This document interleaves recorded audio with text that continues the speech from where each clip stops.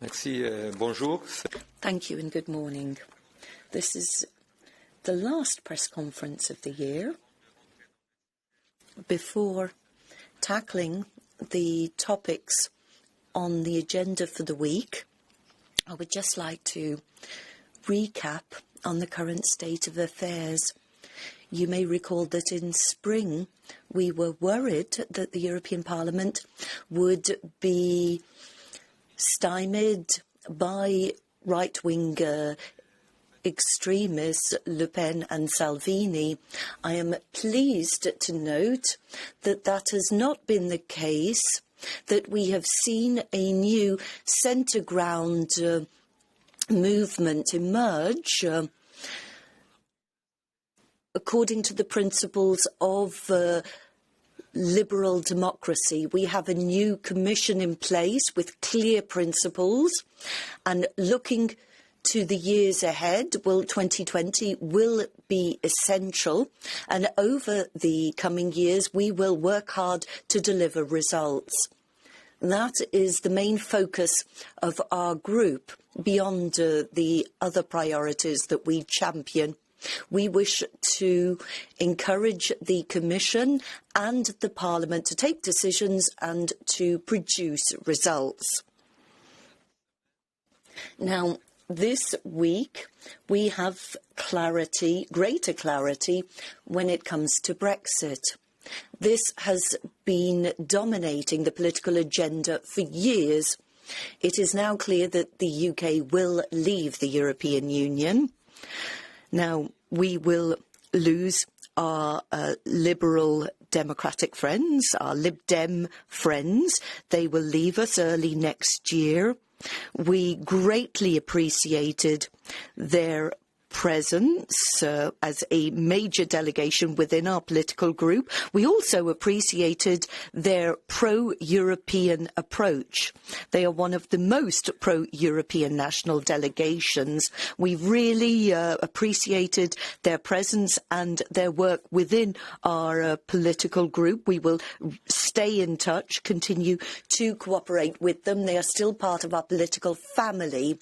We plan to forge close ties with the political groups in the British Parliament. The UK may be leaving the European Union, but as far as we are concerned, inevitably the UK and the EU will have to work on a close relationship on matters such as the economy, defence and many other areas.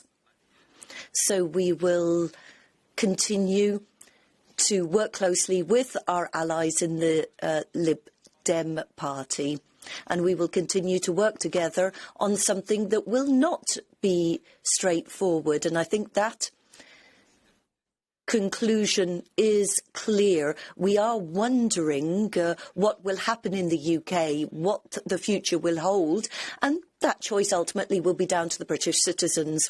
Now, on the Council, the European Council Summit, I am pleased to note that the Council supports a conference on the future of Europe.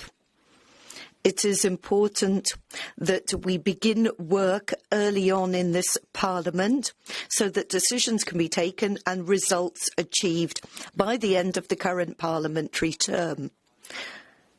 I believe that we need to proceed in two phases. First of all, identify what can be achieved through the current treaties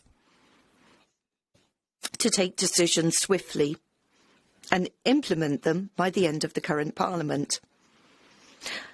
What we're more interested in is democratising the electoral process to ensure greater voter involvement, a greater connection between candidates for the top posts and European citizens. We need to look at how we can improve the institutional decision-making process. It is also essential that the package includes decisions for citizens, how to ensure more democratic institutions. And then we have a second phase, the discussions to be organised in the Conference on the Future of Europe. Now, the citizens' pillar is very important as far as we are concerned. We need consultation of citizens. We also need to look in that second phase on areas where change is required, but that will require modifying the treaties. So those are the two phases, and we shouldn't allow the first phase to be stymied and delayed. I am pleased that the Council has accepted that the European Parliament will play an essential role, should take on a role as leader. Our group, Renew Europe, has defended that position from the outset. We will continue to insist that we have a working environment that includes Council, Commission, national parliaments, citizens, but the leadership role will be taken on by the European Parliament. Our group has already put forward proposals along those lines. Moving on, or rather sticking with the Council, there were discussions on the budget and on climate matters. I'm a little disappointed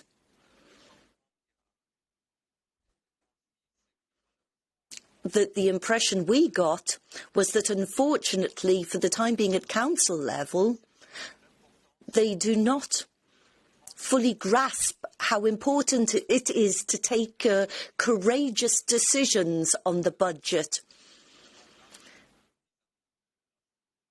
The same heads of state and government are undertaking commitments on climate, the digital transformation, research, defence.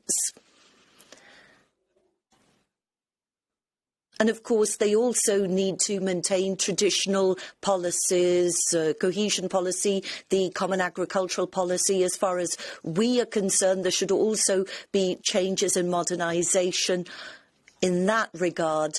Our feeling in the European Parliament is that you have a debate on political ambitions, on the challenges facing the European Union, but that is separate from the very pragmatic discussions that take place on figures, on the budget, and there is no link between the two to ensure that one is commensurate with the other. The European Parliament will continue to insist on the following, and the Commission agrees with us. We need a strong budget, far more than has been proposed by the Finnish presidency. We have every faith in the new Council President, Charles Michel. We believe that he will assume his responsibilities, work with the Croatian presidency to ensure that we come forward with new ideas, pave the way for new budgetary proposals amongst the Council members. We hope that that proposal will be forthcoming next spring. Climate. COP25 was hardly surprising in terms of the outcome. We now need to keep a careful eye on developments, ensure that Europe takes the forefront here, convinces other national parties to sign up to an ambitious agenda. One way to do that would be to start delivering results at EU level. That is why the Green New Deal, which was presented last week, is essential. It paves the way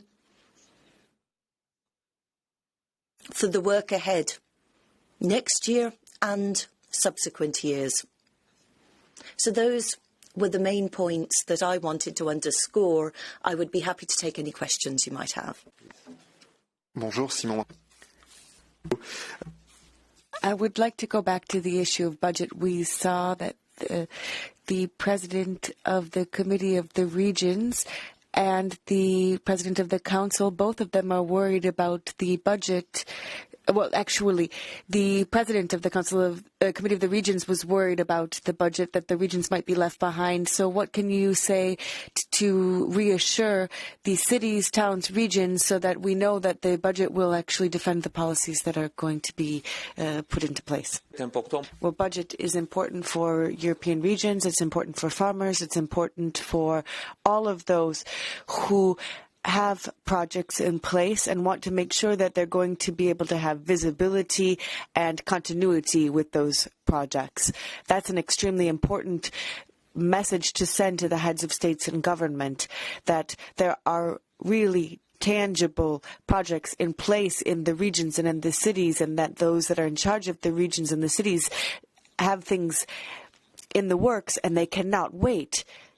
They need reassurance. And so that was something that we have underscored with our discussions with Ursula von der Leyen, so that we know that they need to work very quickly so that we have the transitional measures, so that even if there is a decision later next year in the spring or in the summer, we need to know that we're going to have all of the institutional framework in place in 2021 so that we can implement the new MFF. So we're going to need at least a 1-year transitional period for European policies, and maybe even 2 years, depending on how quickly the decision is made on the budget. So it is important to know what is going to be in the budget and also just how consistent it is. And it is also going to be important so that we have some foresight so that we can maintain those projects that are already in place. And that is true for farming, for research, some investment projects, a whole host of projects that cannot wait for the negotiations to be concluded. It's Gail van Herrick for Channel 4 News. A question on Brexit. The British government position is that they don't want the transition period to go beyond December 2020. It looks like they're going to put that into legislation so it can't go beyond December 2020.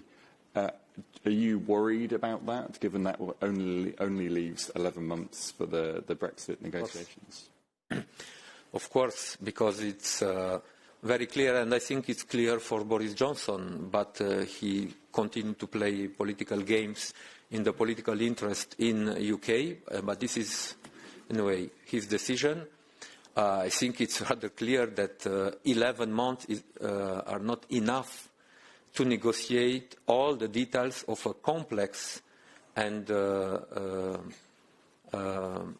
consolidate deep trade agreement with UK. And this is not only trade agreement.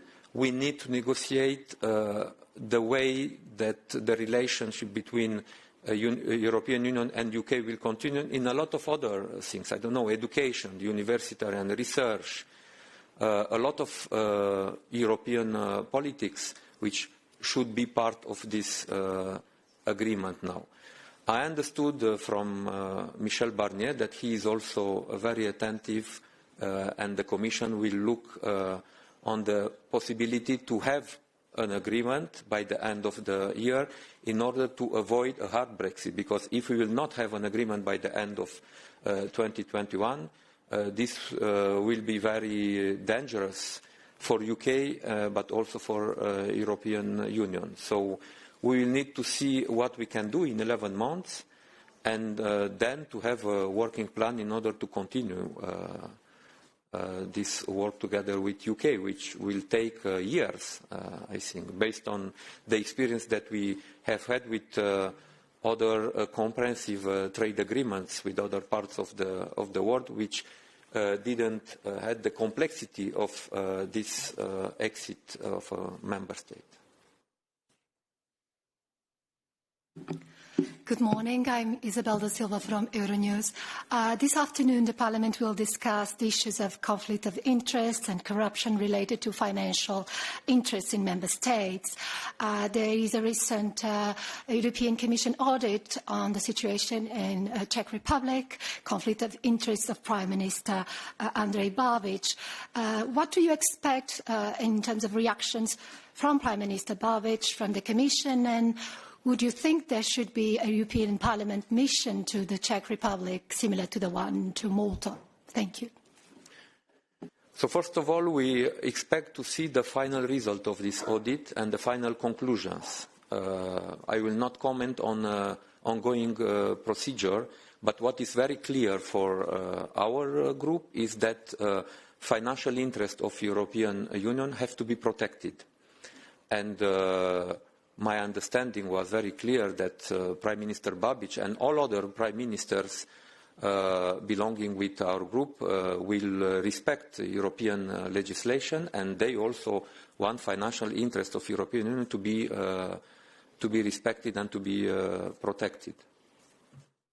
And because this is not only about Babiš, you mentioned now Babiš, but this is the case in other, and even the press mentioned some other possible situation of misuse of European funds. And here we have to be very clear. In order to be credible when we ask for an increased budget for European Union, first of all, we have to prove that at European level, European institutions and mainly European Commission, it's able to protect the financial interest of European Union, and the Parliament will play a key role in order to ensure that the Commission has these tools in order to do that.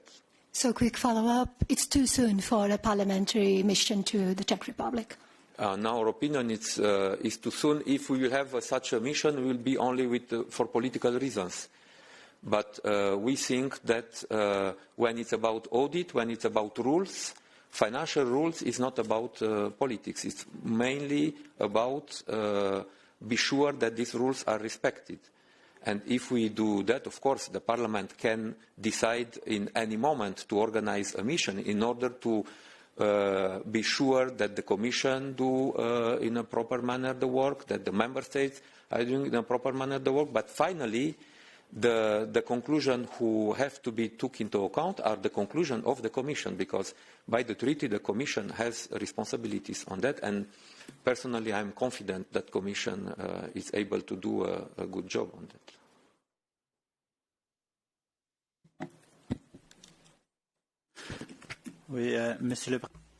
Mr. Chairman, according to our information, the European Union financially gives aid to the Turkish government for projects in the Vukipi-Afrin region, where the European Union and mainly the European Parliament is against that. So what is your reaction when Turkey is financing these projects via the European Union? What types of projects?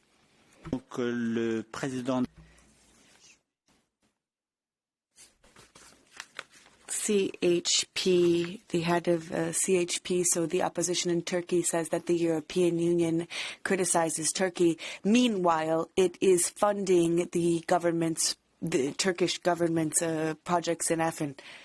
Now, I would not give you a list of the projects because he didn't give us detail, but we know that that region is under control of the Turkish government with jihadists and others. The Chairman, the European Union delegation in these countries is always monitoring the funding or any projects that are being funded by European Union funds. There are stringent rules in place for this. I have no doubt that in this specific case, if there are projects that are funded, I have no details on these projects, but if there were to be projects that are funded, the EU delegations there make sure that the monies get to the beneficiaries that had already been decided on, so that there's no way to use these funds up in an alternative way or for political ends. I think that's what you understand. That's what I understand by your question. The question. But your group, what would your group's stance be on this? Well, our group, we talked about protecting the financial interests of the European Union. The European Commission has all of the tools available to make sure that those monies no longer get to an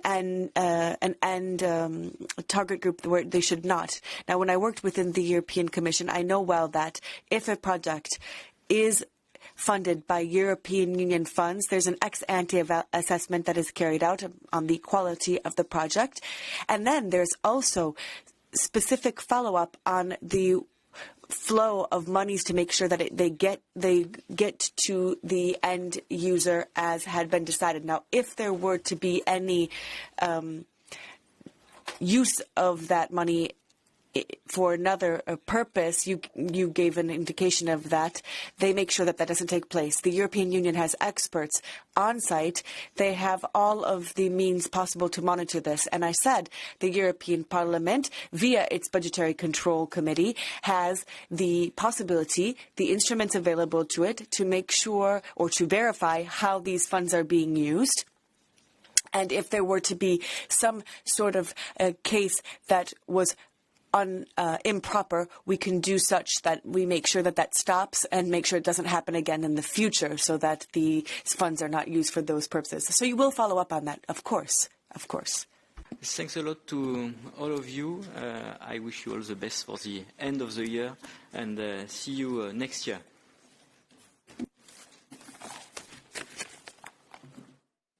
Happy New Year and Merry Christmas, and see you next year.